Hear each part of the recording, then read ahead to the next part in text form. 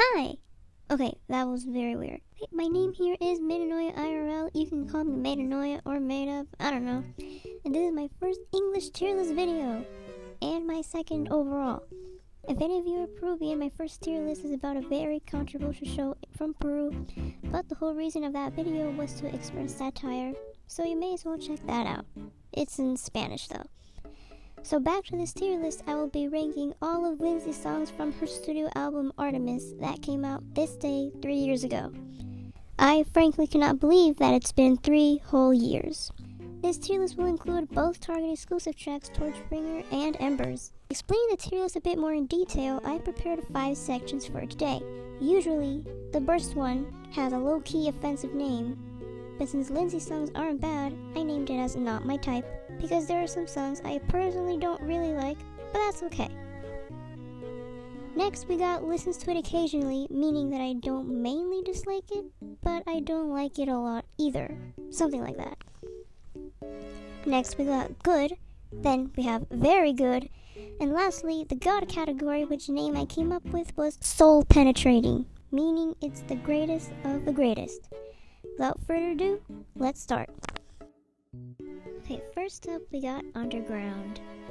I used to listen to this song a lot when it first came out, since it was literally the announcement of the first album, and then the hype for me did fade away a little bit. Nevertheless, I still like the song. The accent of the electric violin, or like the way it sounds, just amazes me. It's not like I skip it every time I listen to the album, but I do listen to the other songs more than Underground, I gotta be sincere. I do listen to it occasionally. Next up we got Artemis.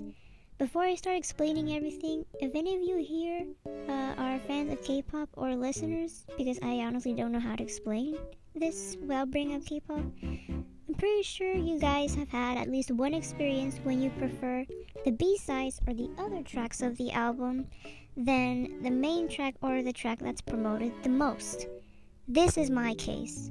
I like Artemis. I do. I don't feel neutral towards the song. I just think the others are better for my personal taste.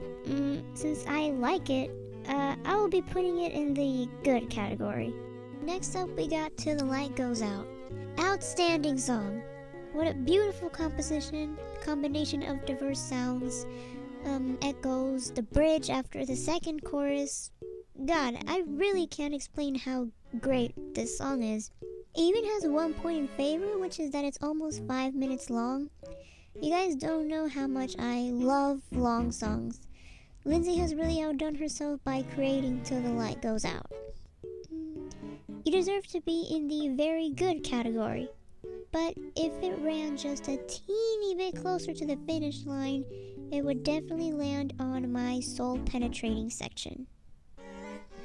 Okay, next up we got Between Twilight. In my opinion, best song of the album. Very soothing, not powerful, but calming.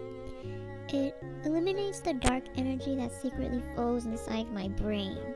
The song puts my soul at ease. If I find myself in a dark room with Between Twilights playing in my headphones or in some type of Ultra HD speaker, I imagine walking through a forest at night with fairies and fireflies that radiate colored light. I feel completely safe.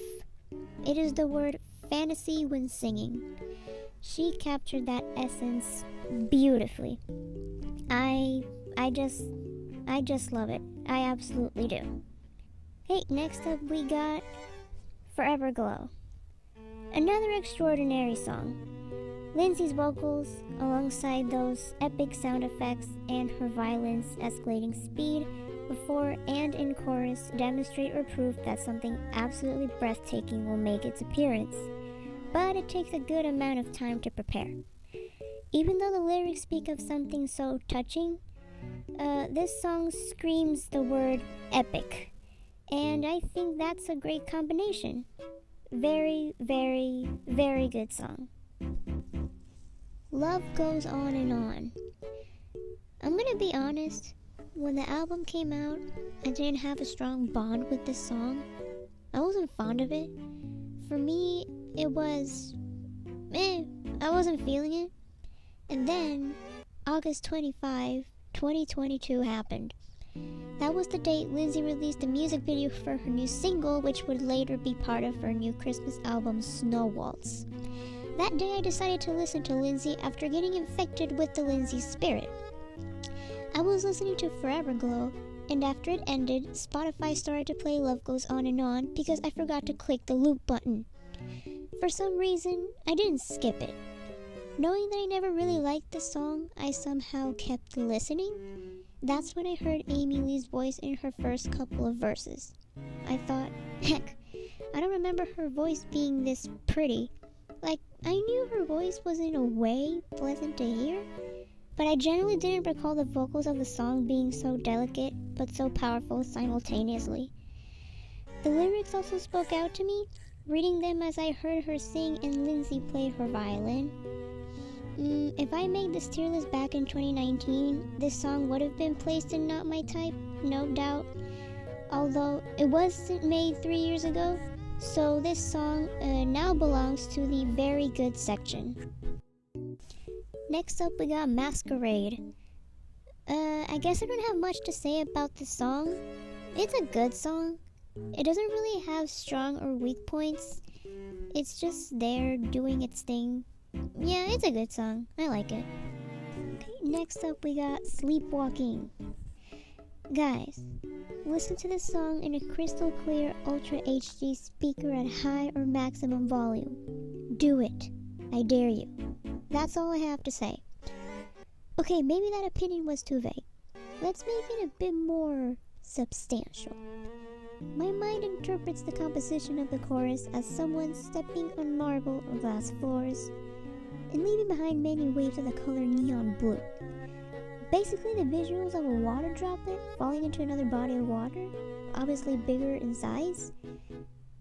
I would have explained it better by just showing a clip of Elsa stomping.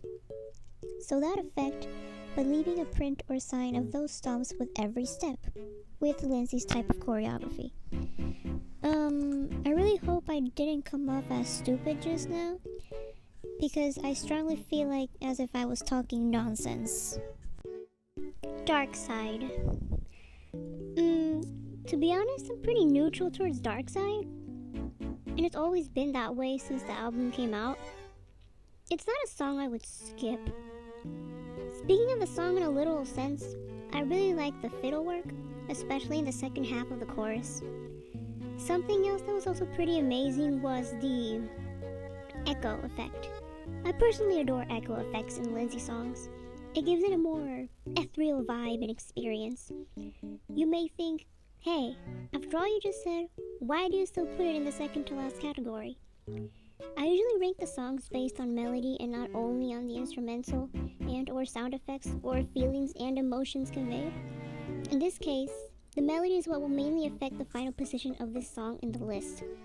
As I initially said, I am pretty neutral. Okay, next we have The Upside. When I first heard it, I thought it was cool. It was okay. I kind of have the same opinion, but I don't really listen to it. If I listen to it, it's only when I feel like it, but it turns out it's not even that much. I am in a bit of doubt whether I should place it in the last category or second to last, but I will be straightforward. My interest for the song back in 2019 kind of wore out quickly. I will be putting it as not my type, but I know it's not a bad song. The melody just doesn't go with me, and I acknowledge the important message behind it and the impact it had on so many struggling individuals. Applause for The Upside. Okay, next we have Guardian. Guardian is very sad for me. I haven't listened to it since it came out because I'm very sensitive. I cried when I first heard it and when I saw Lindsey's performance in that virtual concert she did around that time. But I can't consider it as not my type either, so I'll place it on listens to it occasionally. Next we have Aurora. It's basically the same with Sleepwalking. In addition, I like this song due to the fact that it gives off positive vibes in that chorus.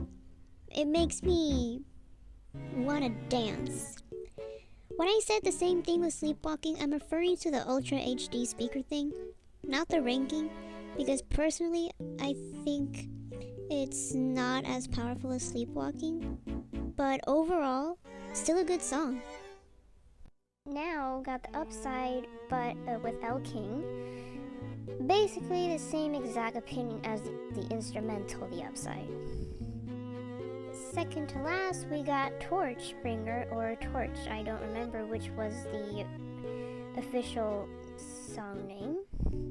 This is the first of the Target exclusive tracks. With Torch or Torchbringer, I personally think that this song could have had more potential. Don't get me wrong, I do like this song. In fact, I'm putting this in the good category. I feel like the energy of the music was a bit tame in this one, but at the same time, it wanted to unleash its power, although it felt a little scared. Nevertheless, I still think that this song is good and deserves to be included as a deluxe track. It gives off the exclusive vibe. It's really good.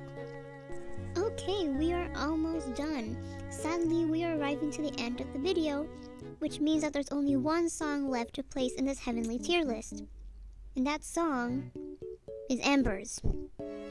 Pardon my language, but holy shit. This song can literally possess me, and I'd thank it. I wouldn't even only thank it, I'd admire it. Walk its way to a 24K gold throne. Make it sit with its legs crossed while it looks down at me while asserting dominance. Definitely one of Lindsey's best bonus tracks. Unfortunately, I bought the normal version and not the Target exclusive due to that one being sold out. So if I want to hear Embers elsewhere without my disc, I gotta play it from YouTube because that's the only way I can access it. I honestly have no idea how I could live without the existence of Embers now. Lindsey put some type of substance into the song because it's addicting. In fact, Target exclusive songs are addicting. Embers is the hidden king and or queen of this album. No doubt.